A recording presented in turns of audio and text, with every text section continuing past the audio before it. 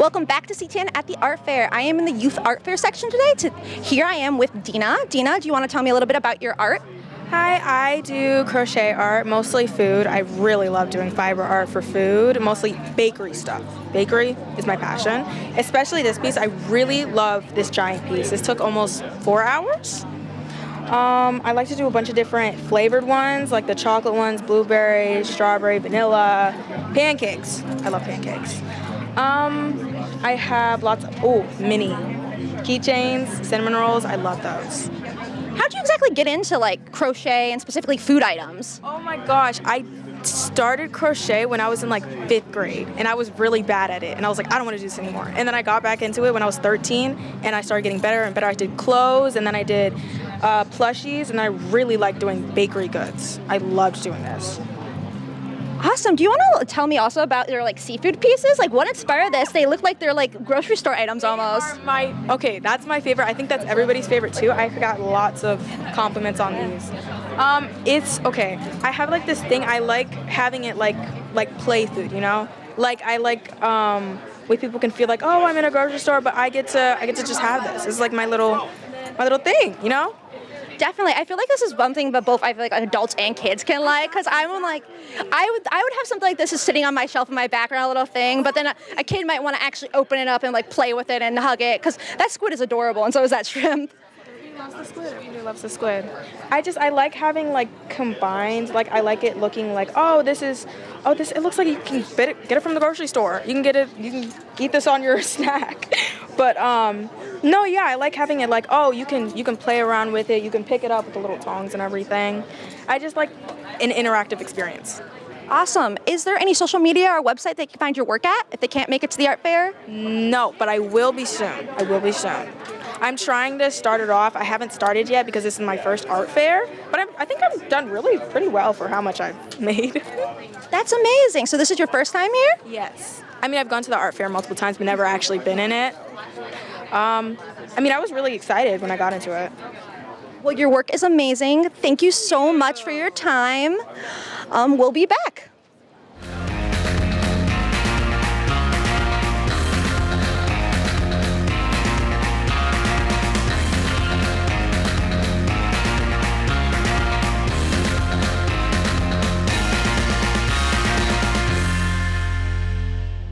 CTN at the Art Fair. We're here with Brian's dots, and he's actually making some dots right now, right? Yeah, this is how it all starts. So I make an outline in pencil, and then I just go through with markers and make thousands of tiny little dots till eventually this will all be filled up, and it'll make a colorful image just like these in here. It's a very rewarding, a very time-consuming, but very rewarding process to watch them slowly come together and come to life. Are your dots considered stippling? Yeah, I think it could be considered stippling or pointillism, kind of like a unique form of both of those. So you start and you do the outline with the dots, and then you do the color in the dots as well? Yep, exactly, yep. Yeah, I started doing this after a skiing accident. I had a really bad skiing accident, and I lost a lot of mobility, and I was just trying to find some sort of outlet, to put my energy into, to find some passion. And out of all the things, I picked up a marker one day, and I just started making dots. And something about it is just very therapeutic and calming. And that was 20 years ago, and I just never stopped. It's become such an important thing in my life. And here we are out doing these art festivals and being in Ann Arbor and sharing it with everybody. I'm really grateful to have came across this. Were you the featured artist last year? I was. That's me, yeah. So, oh my God, when you said the skiing accident, I was like, I know this story. I've heard this story. Oh, so that's a really amazing story that it kind of turned your life around. Exactly. It's such a good example of a very difficult situation turning to something beautiful. And so ultimately, I'm grateful for everything that happened along the way that helped me discover a passion for art, even if it was challenging. And it's amazing to think about how life's challenges can really shape your future in a positive way, you know? You would never think it. And at the moment, it seemed like the worst thing that could happen to me. But yeah, over time, as I've kind of embraced it and just had a positive outlook and just tried to move forward it's just really cool to see how that can transform into being something good. So you make the paintings, but the clothing too? Yeah, the clothing's kind of a new offshoot of this, and I've been trying to figure it out for years. I was sampling different fabrics and trying to, and I almost gave up because I couldn't find the right fabrics and the right print quality. But here we are. I finally found the way. So I finish a picture and I get a scan of it. And a lot of these are prints, so I get them printed on canvas or I get them printed on fabric. And I have a few originals here. But yeah, it's really cool to have the wearable version of my art out in the world. And I can, even people last year that got jackets and shirts and bags, I'm seeing them walk by, and it's the coolest thing to see it on people and out in the world like that. Well, I will say, walking by your booth, it really stuck out to me that I could see that you made these awesome clothing pieces, but then I'm like, wait, this is the same. This all goes together, which like a lot of times you don't get someone as like a fashion designer type person and I don't know what to call you, just an artist in general. Yeah, it's really cool to have how it all starts and then see what you can do with it, and it translates so well onto fabric, and that's why I always wanted to. I've always loved fashion, and it's just exciting to be in a spot where this is like I've dreamed about this for years, so it's cool to have it be here, and yeah, it's really neat how unique, like each person, the way their body functions, it kind of results in different types of unique art. And as you bring up a good point, so my hand function, I lost a lot of hand function, and that's kind of what led me to do the dot style. It just felt like comfortable the way I hold it. And so that's another neat thing, that the challenge actually brought out a unique side of this art that kind of it's just one of a kind. And, yeah. Were you an artist at all prior to this accident? I didn't think I was, at least. My mom has reminded me, and some friends have been like, you used to, on your notes in class, were always little doodles and little dots. And so you were always creative. So I think it was in there. I always envisioned art was a very specific, like, painting. I didn't, it took me a while to realize, it's whatever you want it to be. So this is what it is to me. And where do you find your inspiration from? Nature? Yes, nature's a big theme. Nature, even like people, I'll see somebody doing something and I'll remember it and I'll be like, I'd like to, like a lady looking out over the ocean, or there's this woman looking out over a city, or definitely a lot of animals and plants. And I listen to music almost constantly when I'm working on a piece. Lots of colors, lots of positivity. It brings me a lot of joy, so I think that comes out in the work. So very grateful to have, every day, just grateful to have discovered some pointillism, stippling, dots. And I've been making dots for about 20 years. And just recently, I've started to branch out a little, and I started to paint and try different mediums that I can make things a little bit quicker, and it's been fun to be able to make a piece in a day. And the dots will always be so important to me, and it's usually what I go back to, but I've been dabbling a little bit with different styles. So that's new. You have a website? Yep, briansdots.com. Yep, on social media, on websites. If you want to be really cool, come visit Brian's Dots, buy a painting and a shirt, hang it up in your house, and you'll be the coolest person in Ann Arbor. That's amazing. Love it. CTN is moving. Beginning in mid-July and continuing through August, CTN will be preparing for our move. Here's what you need to know during the transition. We're moving to 3021 Miller Road, Ann Arbor, Michigan.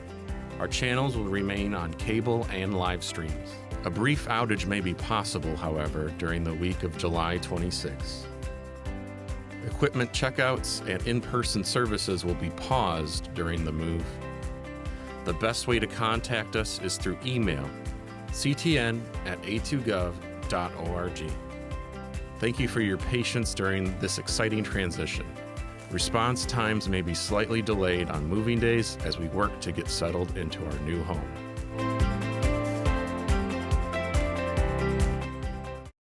Are you looking to take your videos from boring to extraordinary? Well, with a little help from editing, you can get there. We'll teach you how to edit footage from our CTN laptops with professional programs like Final Cut Pro. Or we could give you some pointers on basic cell phone editing. If this looks like something you'd be interested in, contact CTN.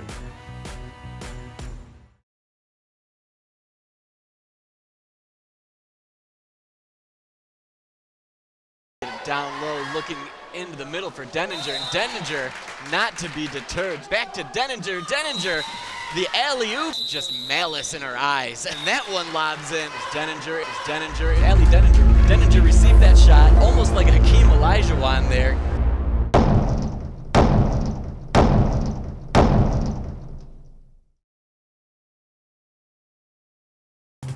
If your dad was crossing, you'd stop.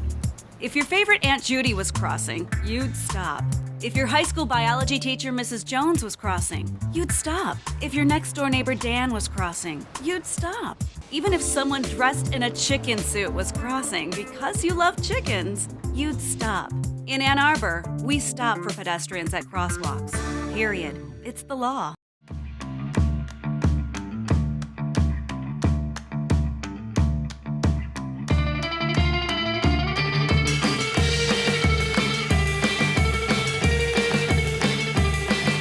Hey everyone, I have just found Kevin and Tony. Welcome. Oh, thank you. How you doing? Thank you. They are here at the fair. Okay, we're going to talk to them and find out a little bit more. What are you guys doing here today? What do we think of the fair so far? Oh, it's great. I've been coming for years. For years, so, okay. So I always like to come the first day. That's when I make my major purchases before everybody looks at stuff Right. and picks over it. And Right. you know, so that's why I always come to Mr. Meyer's booth first now. Oh, so you have like your staples of where you go first. Absolutely. Here, Luis Enrique Gutierrez and Jeff and Angela Welty for Jade. Ah. So those three. It used to be Marvin Blackmore, Okay. but he hasn't been here in 4 or 5 years, so he's not coming back. No. Yeah. Kind of over it, ready to move on? Well, yeah. I mean, he was probably ready a few years back. Okay. But we had a bunch of folks that used to meet out here just to see him first, and then. But we knew at some point, you know. But I dealt with him for like 20 years. Okay. So it was good. So tell us, are you going to walk out today? Are you going to have like a bag of stuff or minimal stuff? Oh, I just bought a couple things. Oh, from here. okay. So you don't have it with you. They're holding it for you. Yeah. They're going to be pretty heavy. Yeah, pretty big. Okay, so where do you have to take it back to? Detroit. Okay, so you got a little bit of a hike, not too bad. Right. You know, it's not a bad walk. Yeah. 45 miles. No. That walk. Yeah, no, we don't want to do that walk in this weather, right? No. They have a bus that goes from downtown Detroit up to here. Okay. Oh, okay. Yeah, All which right, is there you go. so that's great. It's absolutely great for Okay. both of us. $10. We come up here, Yeah. $10 to go back. Yeah. That's it's better than driving. You know? Yeah, and parking. Yeah. Oh yeah. Forget about that. Right. Right, exactly. Absolutely. Well, thank you. Is anyone you want to give a shout out to or say hello to? Well, Anyone? It's no, going to be for- on our YouTube channel. Shout out to Detroit. yeah. There you go. Yeah, and I named the artist that I go to see, You so did. I gave him a plug. You did. So I go see if absolutely. I can get something from him now. No. You be sure to mention this interview. Yeah, I sure will. I appreciate it. Okay, thank you guys. Have a good day. You too. Okay. You too. Bye-bye. Take care.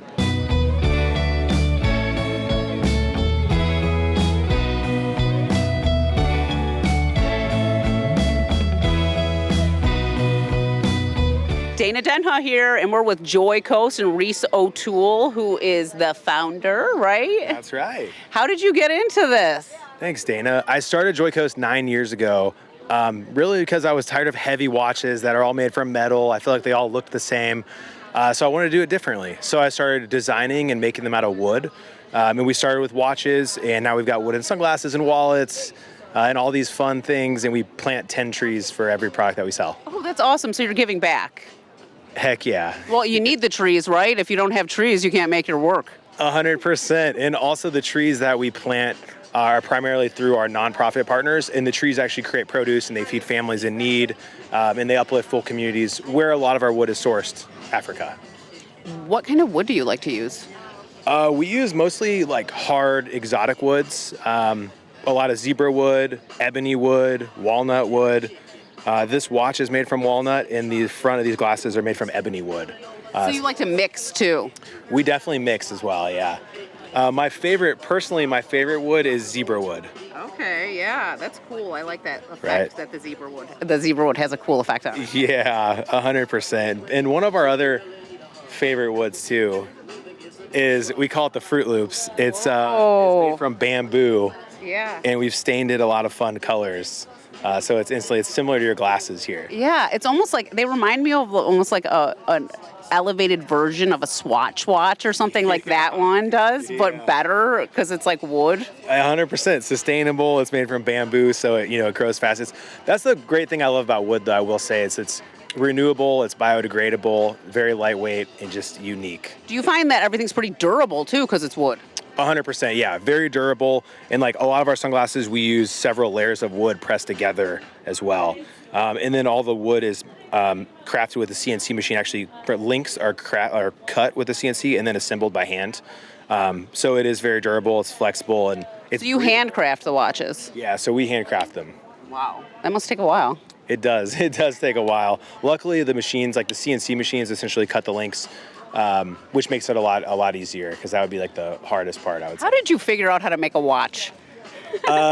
It definitely takes a lot of resources and research, but luckily, like, I personally don't have to be doing that myself. I was able to find good partners that are already able to cut very small pieces, and were able to actually assist me with the actual creation of the watches, luckily. Yeah. Well, Reese mentioned these sunglasses are originals. Look at how cool these are. And you need sunglasses at the art fair. Everybody needs a cool pair of shades for the art fair. Talk about making the shades and like your shades have like a lot of different like color variety and stuff. Yes. So when we first started with sunglasses, it was just the wood on just the sides, and we've really come a long way. Some of our most popular are the abalone seashell glasses, which we put the abalone on top of the wood. Really beautiful, probably like the most unique glasses in the world. So we have everything from like a standard square shape to a fun like oversized kind of cat eye to abalone seashell. Everything, we got something for everyone. I like that you think, because everybody has different sunglasses tastes. You have to know this, that everybody likes, you notice that I liked big ones as soon as you saw me. You're like, you're like a big sunglasses person. 100%. And I feel like the people that really appreciate glasses that fit them the most are whether they have like a narrow face frame or an extra large face frame. They find something that fits them, and like, I never find glasses that fit me, So we really like pride ourselves on making that experience personal for everyone, where they feel like these glasses are crafted just for them. Oh my gosh, I would already buy a pair if mine weren't prescription. I wish I wore contacts still so I could have a pair. But like, I agree, you have to have your statement sunglasses, maybe a few pairs. I mean, I say a minimum 10 pairs you need. At least, yeah. Just like your watches, I bet you got probably about 100 watches at home. I do, yeah. They're all wooden watches, though. Well, they should be, right? You got to represent. Exactly. This is one of my new favorites, the walnut wood here. But like I always say, the sun is out pretty much every day, and hopefully it will always be out, so it's never a bad idea to have more sunglasses. And I will say, a lot of people don't wear watches anymore, but I feel like over time, like I'm ready for my watch again, because you'll go to hotels and stuff. They don't have clocks there. You always have to use your cell phone. So you'll be doing something. Let's say I'm at the library and there's an event. I don't want to pull out my cell phone and look like I'm not paying attention. Look at your watch. You know what time it is then. 100%. I think the watches are really coming back in popularity, and I think people are kind of feeling like they're just too connected. They got smart rings and smart watches and smartphones, and it's like, at one point, does it just kind of become too much? Let's take it back to our roots with a nice classic watch. Oh my God. There's nothing as classic as a beautiful watch, I will say. And timeless, right? I like the pun, definitely. Yeah. You got a website people can go to? Yes. So the company is Joy Coast, and we have a new storefront in Chicago that we opened a year ago in Lincoln Park, and then we have a website. It's just joycoast.com, Joy coast.com. So if you can't come to the art fair, go to the website, but come to the art fair and see these awesome pieces. Get a new pair of sunglasses, and everyone's going to be like, hey, where did you get those sunglasses from? And you're going to be like, Joy Coast, go get them. That's right. And we have these really cool core cases, too, if it's okay to show this real quick. So they fold flat, and they open up, and it's a hard case. You put the glasses inside. Yeah, sustainable, too. Yeah. Exactly. So Ann Arbor, thinking about the environment and looking cool. Have a great art fair. It's going to be a good day. Hi everyone! Today I'm going to get around town on the ride and show you how easy public transportation can be. I didn't grow up with the bus system, so when I moved here, I was excited to try it. But I didn't know how. Is this the right route? How do I get off? What if I get lost? And honestly, I still get a little nervous, but that's totally okay. I'll show you how, and the friendly drivers are always there to help you out too. The Ride is a great system that really unlocks the best parts of living here. First, you have to plan your route. I like to plan my trip at theride.org. It gives me route options with estimated times and even walking directions to the nearest stop. There are more helpful rider tools at theride.org. There's Text My Bus for real-time arrivals or grab a ride guide. At the bus stop, take a second to get your fare ready. Use the Easy Fare app, tokens, or pull out your pass. Hi. Hello. I'm using the 30-day pass. There are a few rules. No smoking, eating, drinking, speakerphone, or radio. Don't take up an extra seat with your personal items. Simple courtesy stuff. I like to read or get some work done on my commute. I'm going to head to the top of the stairs and leave these front seats for seniors and people with disabilities.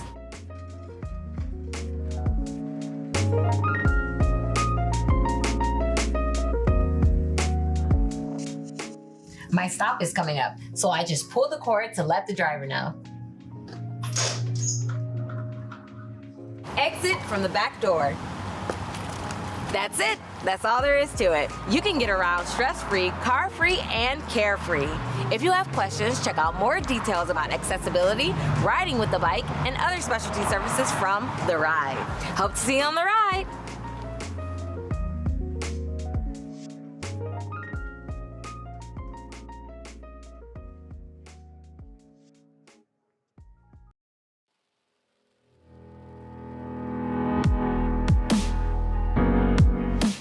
Barton Nature Area is a 98-acre park located along the river on Huron River Drive, a few miles north of downtown. Barton Nature Area provides access to Barton Pond if you ascend to the top of Barton Dam. There, you'll find a walking path, green space, and benches. Popular for sunsets, photography, fishing, birding, a scenic stroll, or to get a big dose of nature, the Huron River is quite wide as it pools before the dam. The dam is within park limits, and there is a pedestrian walk over the dam. If you are traveling downstream by boat along the Huron River Water Trail, you will need to portage your boat in order to continue paddling on the other side of the dam. Fortunately, there is a portage boat slide to assist. The public boat launch is accessed from the northern parking lot with both an above the dam and below the dam launch. There is a picnic area next to the main parking entrance. The Barton Nature Area trails are located in the larger area known as the Barton Oxbow, which is bordered by the river and the railway line with bridge access on two ends. The present vegetation gives us plenty of ideas about the history of land. There are 4 seasons of beauty to be found at Barton Nature Area and great diversity of plant communities to observe. There is another part of Barton Nature Area known as Foster, which is only accessible by boat from Barton Pond. Foster was formerly a small cluster of houses where the train used to stop in what is now the park. This community is gone now, but the name reminds us of the site's earlier land use. For more information, visit a2gov.org/parkfinder.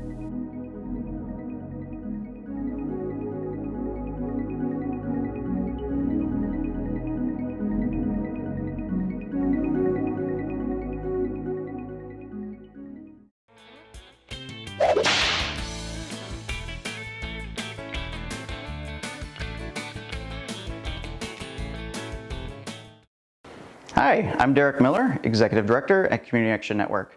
Community Action Network manages 7 community centers throughout Washtenaw County, and we focus on education, housing stabilization, and community building services.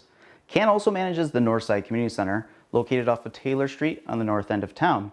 Northside Community Center is also a City of Ann Arbor Parks and Recreation facility, and we also partner with a variety of city departments, including the Office of Sustainability and Innovations. Northside in particular is actually a resiliency hub. We've added solar that is fully offsetting the electrical usage of this site. But in addition to that, we also added batteries, and that batteries allows us to keep power on site in the event of a grid outage. And that is important, particularly at this location, as it serves as a food distribution location for City of Ann Arbor residents as well as county residents alike. If you're interested in learning more about Community Action Network as well as the Northside Community Center, please feel free to visit canwashtenaw.org or feel free to email info@canwashtenaw.org. Thank you.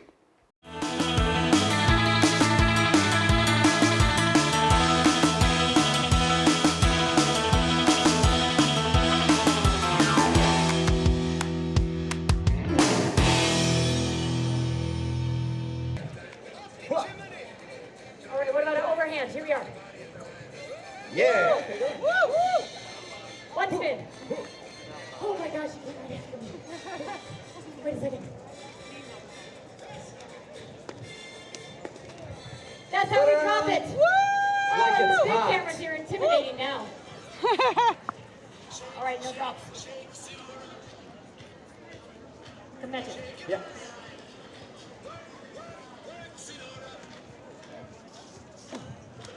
One more time.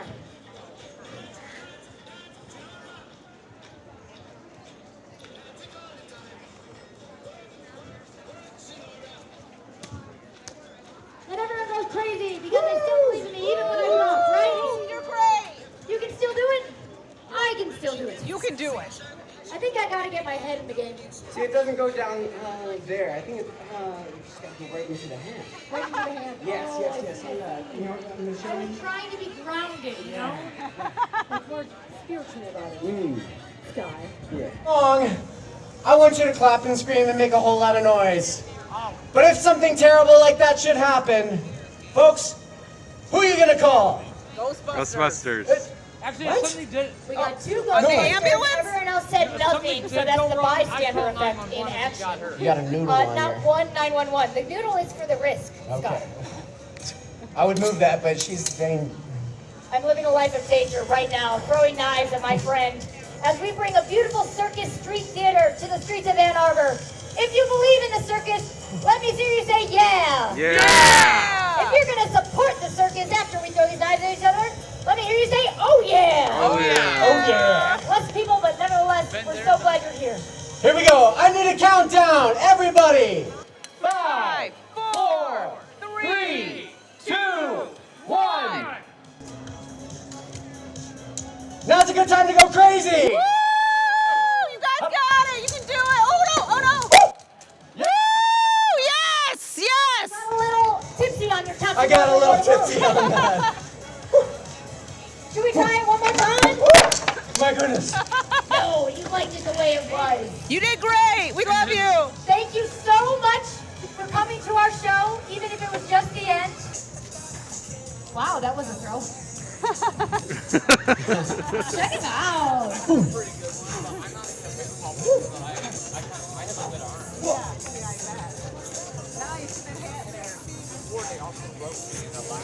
Oh, they did?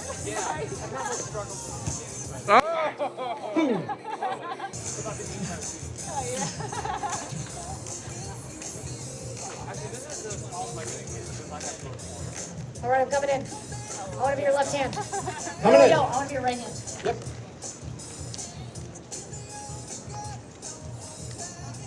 Yeah. At any point, you can start to clap. Woo! You guys look like the perfect couple like that. Oh, thank you. I gotta get out of here. Come in, man. Oh my gosh.